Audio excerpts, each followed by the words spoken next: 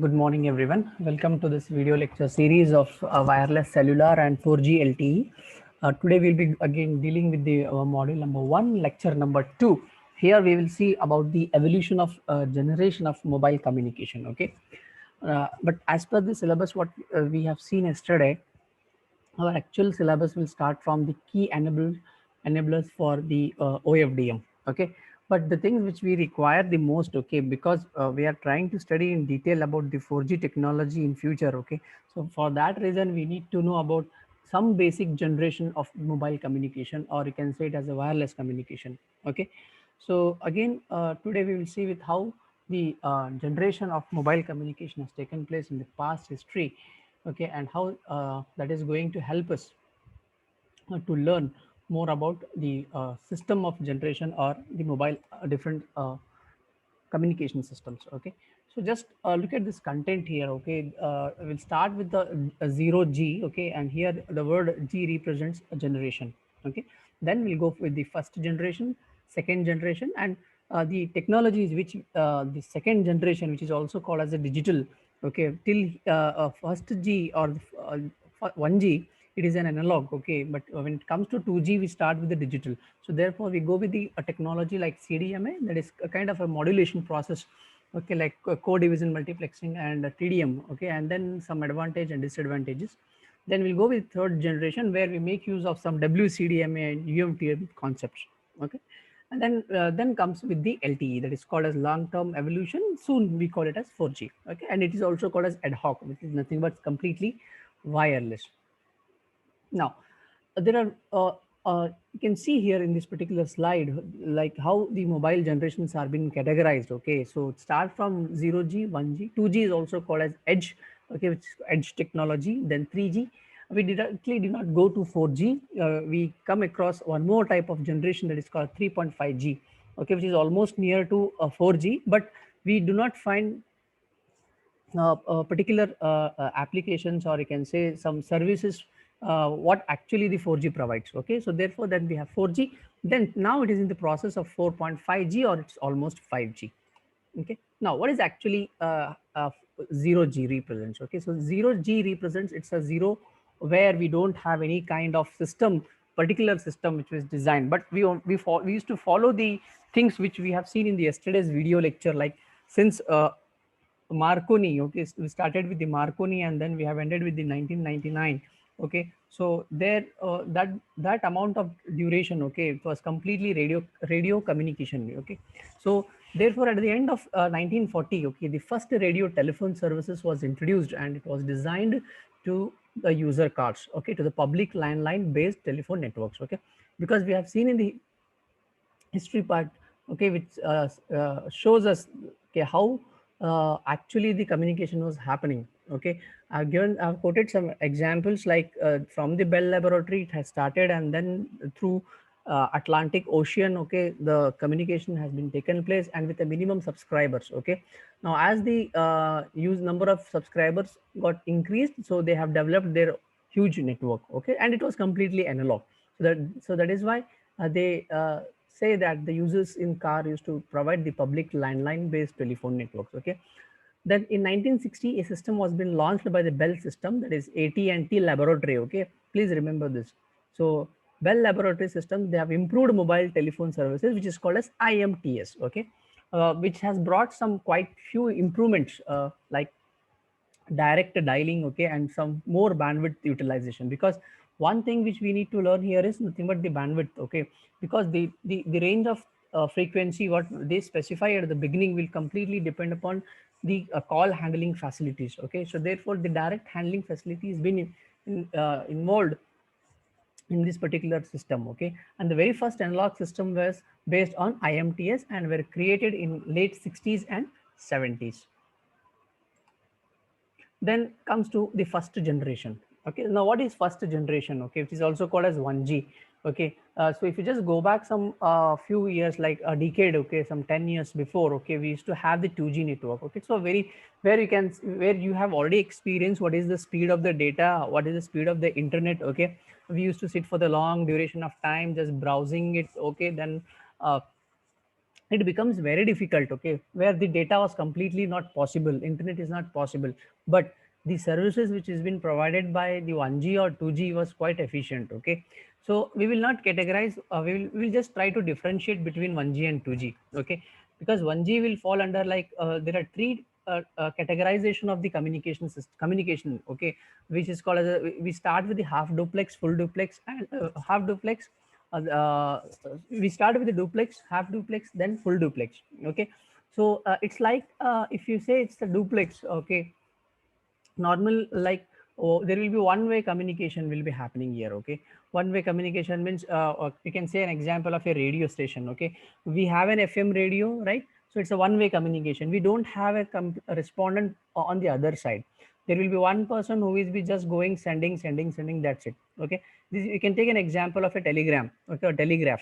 The technology which we used to which we have used earlier before in the telegraph is like there will be one person sitting over there. He'll just give the codes or the Morse codes and the information is sent, okay. So there is no any kind of acknowledgement we receive from the other end. So this is called as like duplex. When it comes to the half duplex, okay, it is just you can take an example of walkie talkie, okay. So now what walkie talkie does, it is just like you cannot talk simultaneously, right? So if one person is talking, then he has to press that particular button in the walkie talkie, he has to speak, and then he has to release that button, okay, and that information will be transmitted for that particular frequency. There is a dialer actually, okay. So if you set that particular dialer to one frequency or one particular range, okay, so then he can easily communicate with the other person, and the person who want to receive, again he has to press it and he has to listen, okay. So this is called as a half duplex. Now when it comes to the full duplex, it is just like the normal call, okay. Simultaneously both the parties, both the opponents can talk each other at a time, okay. So this is how the technology is go on increasing, okay. So therefore the 1G refers to the first generation of wireless telephone technology, and it was been developed in 1970. And 1G has huge two major improvements as compared with the zero generation. That is the invention of the microprocessor. Okay, so when it comes to the 0G, we don't have the microcontrollers and the microprocessors, okay. So due to the invention of the transistors, okay, then we have the ICs, okay. So this microprocessors were been invented, and that microprocessor leads to the transformation from the analog to digital.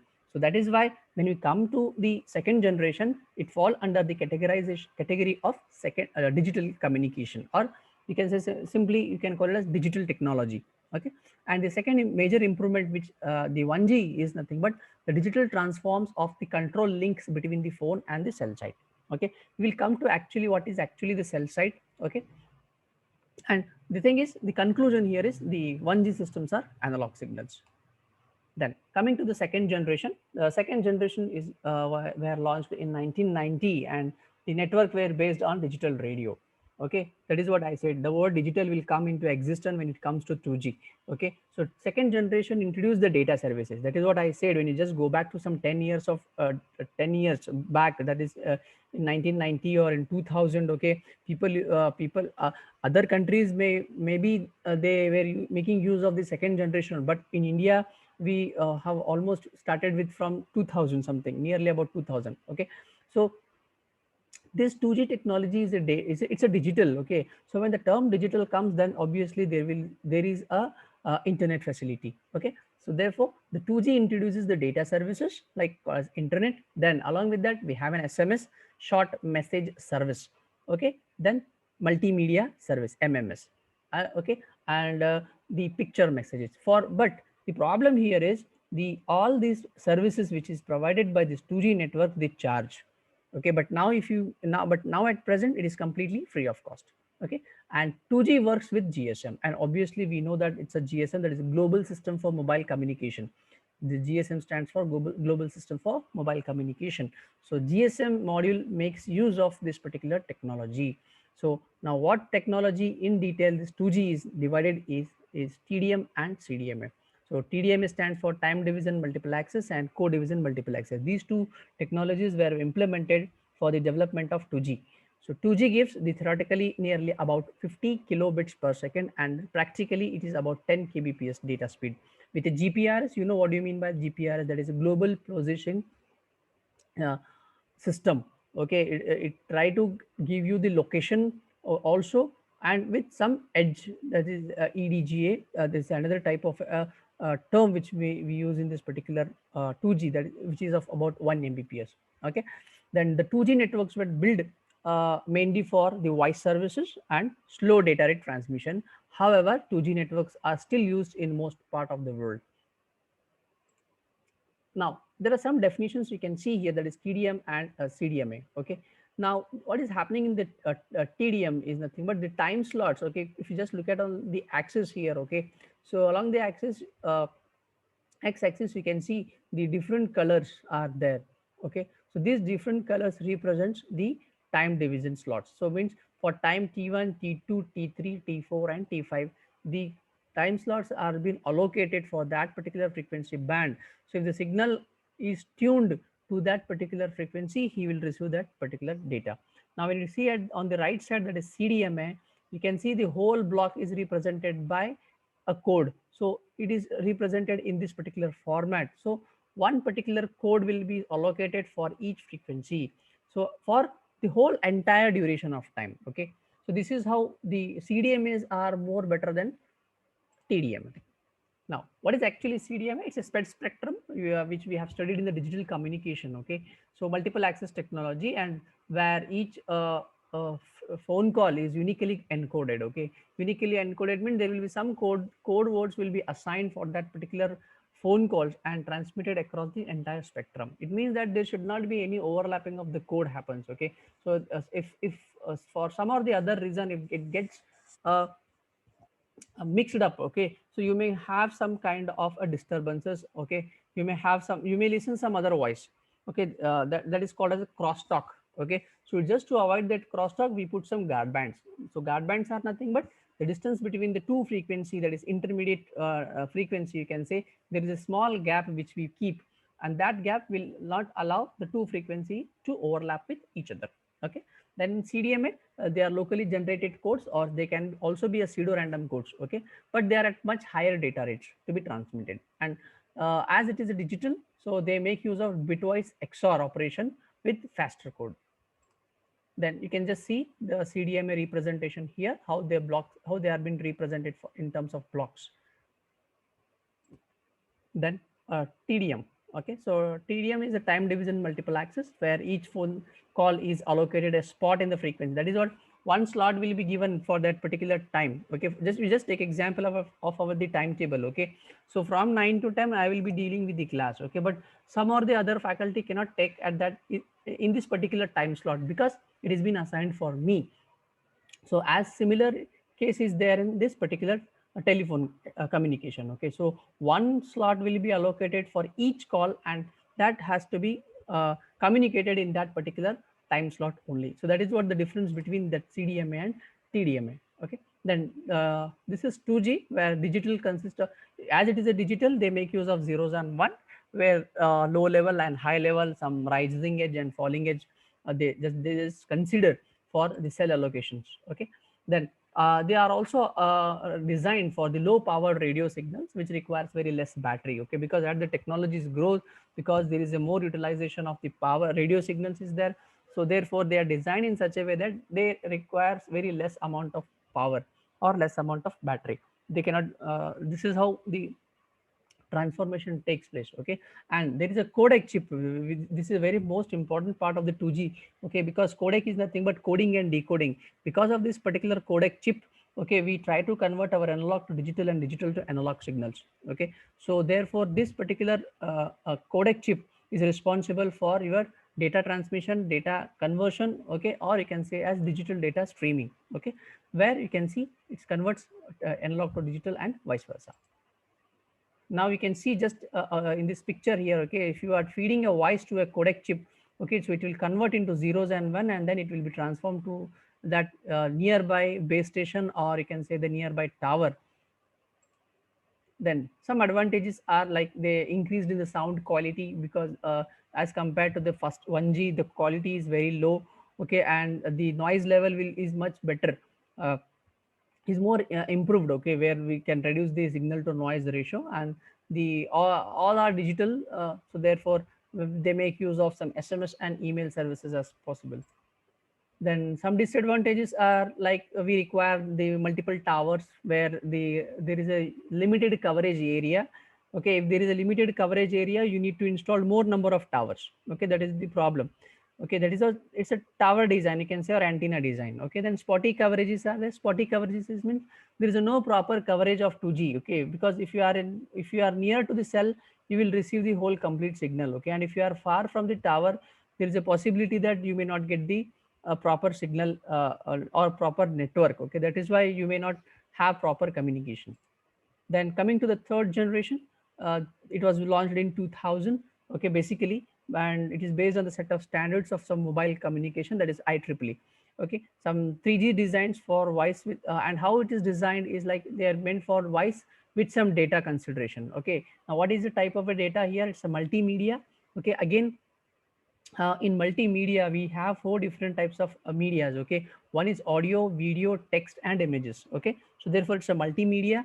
Okay, that then we have a text, and then along with that we have an internet facility, proper internet facility, as compared with 2G. Then 3G works with WCDMA. Okay, or UMTS, we call it as universal mobile telecommunication system. Okay, so these are some standards which 3G adopts. Then 3G worked on WAN, that is wireless area network, and its information transfers at a rate of 200 kbps. And when it compared with the 2G technology, okay, so there is a large capacity and broadband capabilities are there. Okay, because BSNL used to provide the 3G, Airtel is there, Vodafone is also there. Okay, so the capacity is also increased because the number of subscribers are more. Okay, and it allows the data transmission which is up to 2 Mbps of data. Okay, and the another more important thing is here the increased spectrum efficiency is up to 5 megahertz. It means that till the 5 megahertz of frequency spectrum, within that particular this we can transmit a huge amount of data or huge amount of information. So therefore there is a possibility that a greater number of users can be simultaneously supported by a radio frequency bandwidth. Means the multiple users can utilize the same frequency band or same frequency spectrum, and the data rates at lower incremental cost, that is than 2G.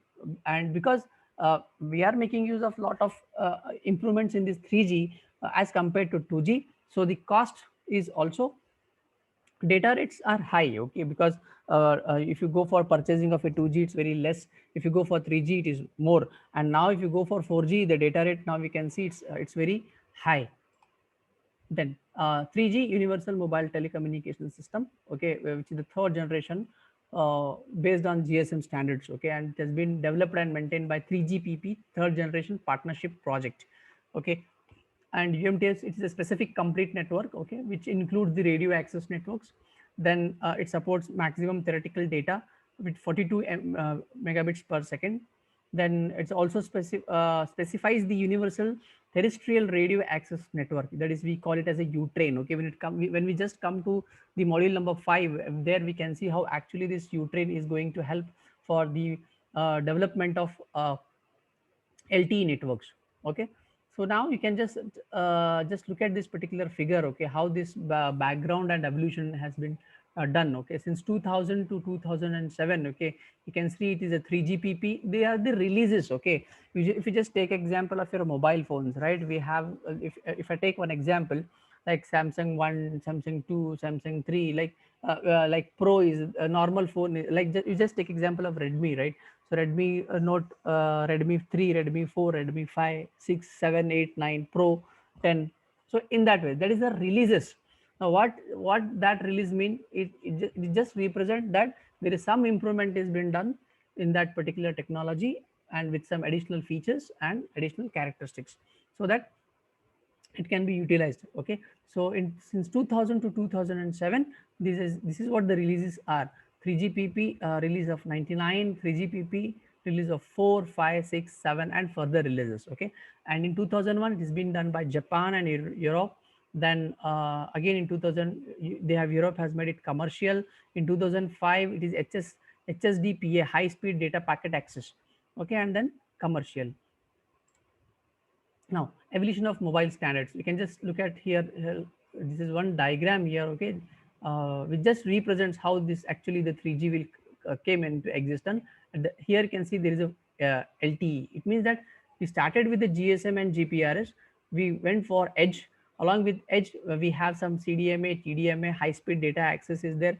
So when this come into existence, there is a 3G network here. Okay, so with this 3G, we fall under LTE.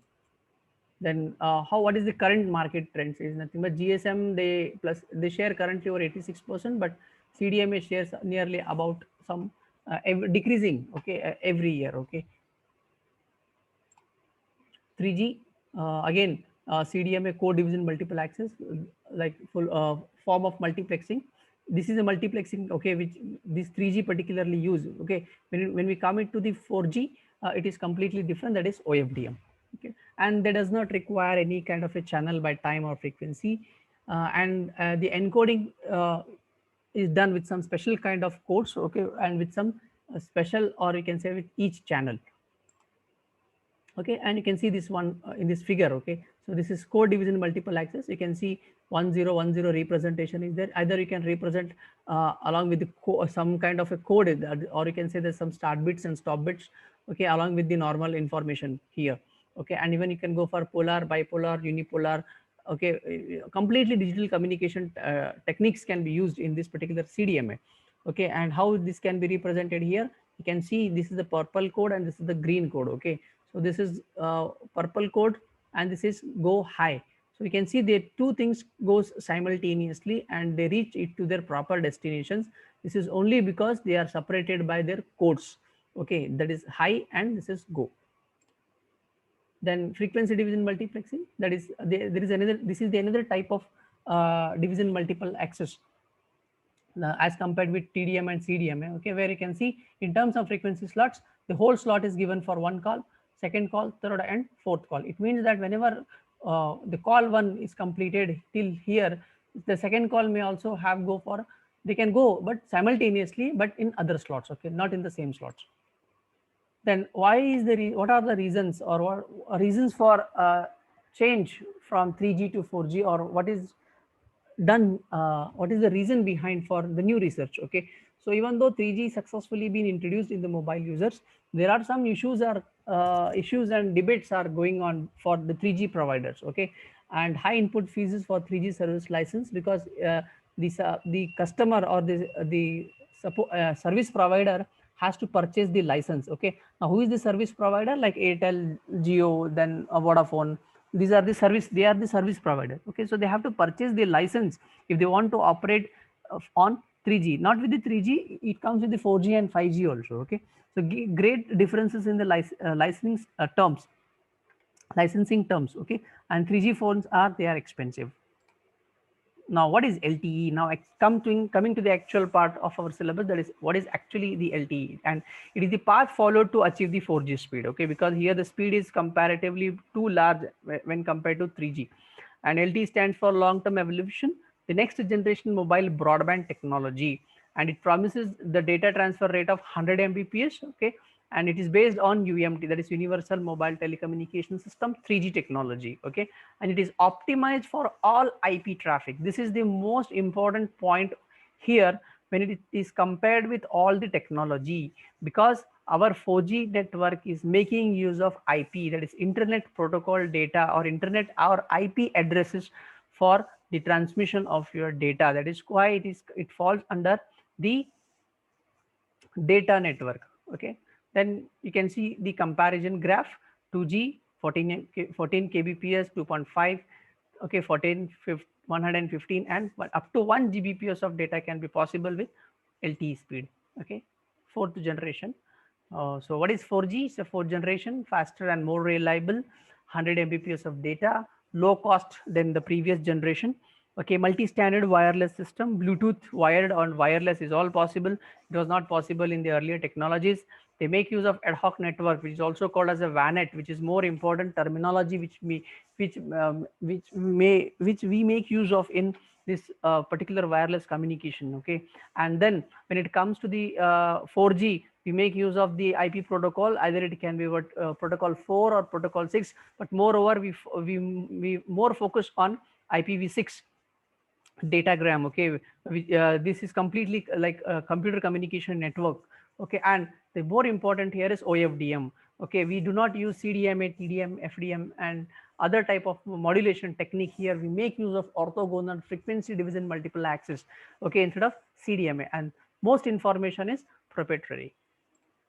Then you can see the 4G. It has been first used in the South Korea in 2007 and first released long-term evolution in Norway and Sweden. 4G it is based on IP technology. Please remember this, and it is designed primarily data. It means that with the more focus of the 4G is nothing but primary data. So that is why we call it as a data communication or data call. Our normal call is also a data call when you go for your geo, particular geo. Okay, then a 4G gives up to 100 Mbps theoretically, but peak load is up to 50 Mbps of data. Then 4G will work on WAN and LAN, okay, and they have a transmission rate up to greater than 20 Mbps, which is more than 3G, okay, and 4G will have a broader bandwidth, okay, high data rates, wide mobile area, more various services are there, and low cost. Then ad hoc network. What do you mean by ad hoc? Is nothing but it's a wireless network. Okay, so if we have a 4G, we can try to have an ad hoc network. Okay, you just take example of the hotspot. Okay, if you are trying to turn on the hotspot at your home, okay, you may connect to many multiple devices. Okay, it can be 4 3, either you can connect it to your different mobile phones. Okay, then go for different laptops. Okay, and even you can connect it to your any mobile internet access type of connectivity. Okay, so even it also make use of the Bluetooth also, so you can either connect with the Bluetooth or you can connect it with the Wi-Fi. Then multiple input and multiple output. This is a more important thing which is trending in the wireless communication, that is called as a MIMO systems. Okay, the abbreviation is nothing but multiple inputs and multiple outputs. So at a time we can give multiple inputs to the system, and at a time we can have a multiple output from the same system. Okay, so therefore the multi MIMO has become an essential element of wireless communication standard, including HSPA, that is high speed packet data or high speed packet access, that is 3G and WiMAX and LTE. And in MIMO system, a transmitter sends multiple streams and multiple transmitting antennas. The only thing which we require in the MIMO system is we need to have multiple antenna, or you can say an array of antenna rather than having single antenna. Okay, now just look at this the block diagram of the MIMO system. You can see there is a transmitter here. Okay, we have the encoding datas, and we have transmitter 1 2 3 4 and multiple antennas. So for each transmitter we have, or one channel, one antenna is used. And when it goes to the multipath, the meaning of the multipath here is this antenna will transmit the signals randomly to all the receiving antenna, and the signal strength which is more will be considered to be the received signal at the receiving antenna. So, and it will send it to a particular antenna, and where the demultiplexing takes place with the at the receiver, and then the data will be decoded. And some telephone companies developing the 4G are the Docomo. Okay, you know Docomo, right? So it's from Japan. Then Digiweb, it's from Ireland. Sprint from Chicago. Verizon Wireless and Vodafone Group's American wireless provider, and few more. Okay, so this is how the comparison chart you can see here. So 1G in 1970, 1980, 1985, and this is 2000. Services are only analog, digital voice and SMS, high capacity MMS, and here higher capacity completely IP. Standards, you can see it's a single standard which follows OFDM. Okay, then speed you can compare how it has been exponentially increasing till 200 Mbps to 1 Gbps of data. Then type of multiplexing is here we need to add here as OFDM also. Then the core network which the generation here is PSTN, that is public switched telephone network. Okay, so the meaning of PSTN, public switched telephone networks. And then some advantages are like the same thing whatever I have just quoted here, like they have a high speed, global standards are maintained, the cost is low. Then along with that, how the IP addresses has been utilized, because each, when you just take your mobile phone, we have a mobile phone number backside written. Okay, you have an ID and you have a particular IP address, okay, for that particular mobile phone, so that you can easily track wherever you can go in the other locations also. Okay, so with this, I'll just try to conclude here, like as the history of mobile communication shows, an attempt has been made to reduce the number of technologies to a single global standard, that is 4G. And 4G seems to be a very promising generation of wireless communication that will change the people's life in the wireless world. With this, I will conclude my today's lecture. Thank you.